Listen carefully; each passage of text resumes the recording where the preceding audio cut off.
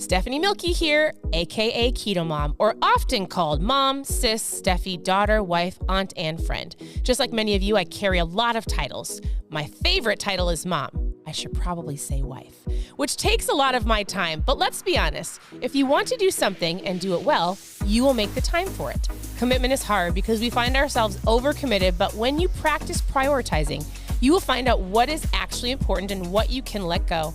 With the Keto Mom podcast, you will learn together how to manage our time, commit to the most important things in life, and I will equip you with the tools you need to feel qualified each step of the way. My name is Stephanie Milky, and welcome to the Keto Mom Secrets podcast. Good morning. Welcome to the Keto Mom page. My name is Stephanie. If you're tuning in live, happy Friday. It is going to be a super fun day, a super fun weekend. We get to go to a wedding tomorrow. My daughter, Annie, just came down. She said, I'm so excited for tomorrow to go to a wedding. It's going to be a fun weekend. So as you're tuning in, tell me where you're tuning in from. We are going through this book called Eat That Frog. And I labeled this live, how do you motivate yourself? So I often get asked the question, how do I motivate myself? I can't motivate myself. I don't feel motivated. Stephanie, how are you so joyful? How do you stay motivated? How do I? The word motivation comes up a lot in the messages that I check and answer almost every single day. And so, good morning. I see you hopping on. Hi, Linda. Hi, Melanie. Hello, Debbie from Florida. We're going to Florida on Monday. We love Florida. Hello, William. Hello. Good morning. All right. So we had a late night last night. We went to Elevation Nights. So Elevation Church, Pastor Stephen Furtick from North Carolina. And they do this little travel. They have worship and he gives a message. So we were out late last night. I say in the cities. I'm from southern Minnesota, Minneapolis, St. Paul. We call it the Twin Cities. So anyways, it was a late night, early morning, and it's going to be an incredible day. So the question we're going to talk about is, how do you motivate yourself? Do you feel like you depend on other people to motivate you? What motivates you? If you want to answer in the question or in the comments, what motivates you? So here's what I did. If you're brand new, post new below. And I love to give you some mindfulness, insight, something in the morning other than a recipe to help you on your journey. Everybody's on their own journey. Your keto, low carb health journey looks different than other people's. So this is the book that we've been going through. It's about procrastination. It's about Eat That Frog, which is the one thing you procrastinate on. Do that in the beginning of your day. Now, I actually skipped ahead a couple chapters. If you're actually following along, the last couple chapters, so we went over, what did we go over? We went over, the ABCDE method. So just figuring out the things you actually have to do, things that you can actually distribute or tell other people to do, things you need to eliminate. A lot of this book is about making lists, not procrastinating, figure out where your best and highest use is. Now, the last couple chapters, I was like, it's things you've probably heard, like making more lists, getting ready before you start, honing in on the skill that you're gifted at. And I jumped forward to the chapter called Motivate Yourself into Action, because that's usually a question that people ask me is, I am just not motivated. How do I get motivated? How do you stay motivated? And so that's what we're going to talk about. Tell me really quick in the chat, what motivates you? Is it vision boards, pictures, listening to other people? Is it a way you start off your morning? Do you need somebody else to motivate you and tell you what to do? And so I love what he said. He says, you need to develop a positive mental attitude in order to motivate yourself. He's like, oftentimes people depend on other people to motivate them, when in reality, it really should come within. And so he says, there was a study done, and the study showed that that optimism, being optimistic, is the most important quality that you can develop for personal and professional success and happiness. Maybe you're like, okay, let me ask you this question. Y'all aren't very chatty today, so you have to play full out. It's called participation. All right.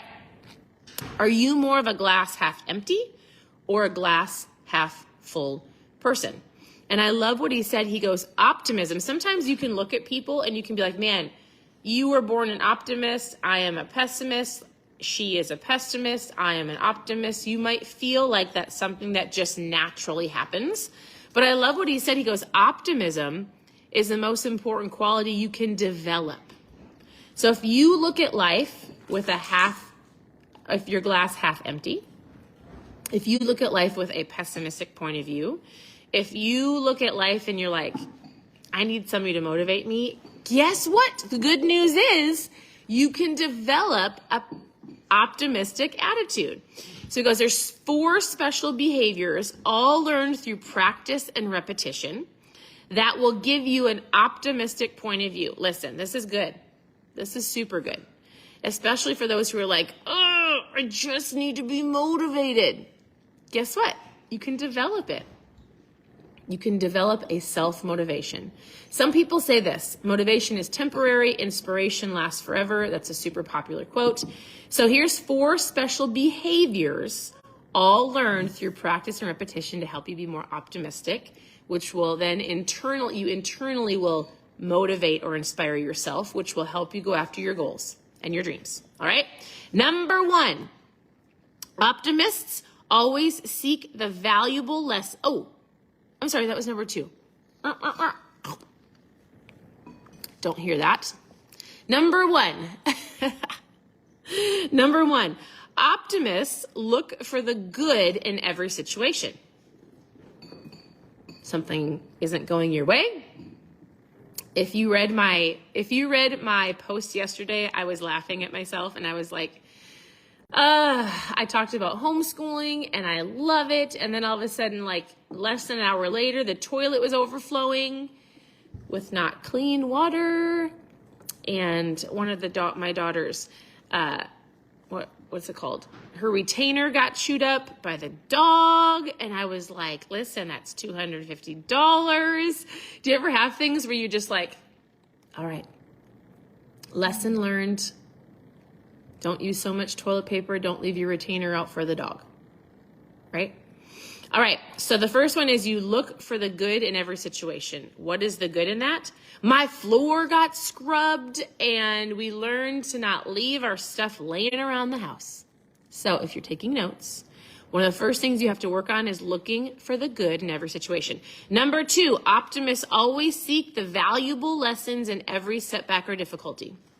They believe that difficulties come not to obstruct them, but to instruct them, right?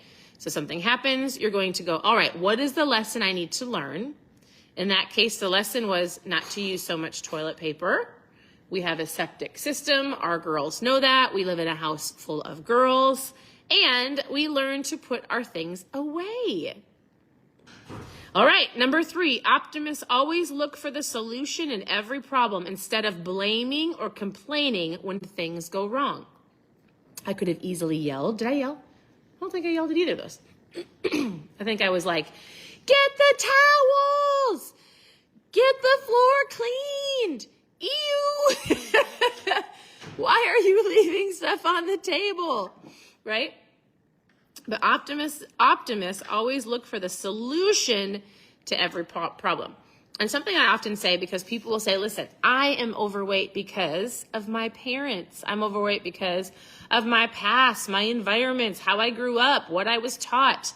Basically, part of you owning your own health journey or anything in your life and being more of an optimistic person, your mindset has to be, I no longer blame, shame, justify things from my past. I'm going to be an optimistic person and I'm not going to complain, but I'm going to look for a solution, right? So when something happens, you can go, how can I solve this problem?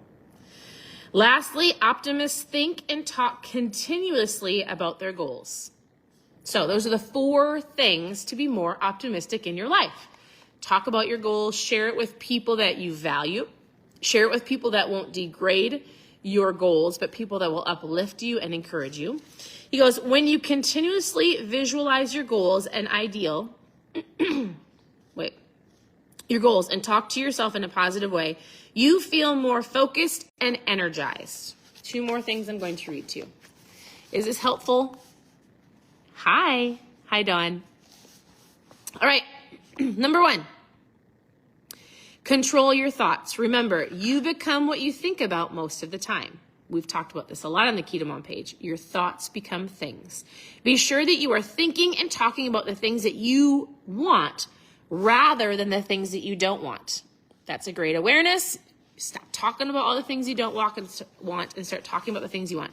Number 2, keep your mind positive by accepting complete responsibility for yourself and for everything that happens to you.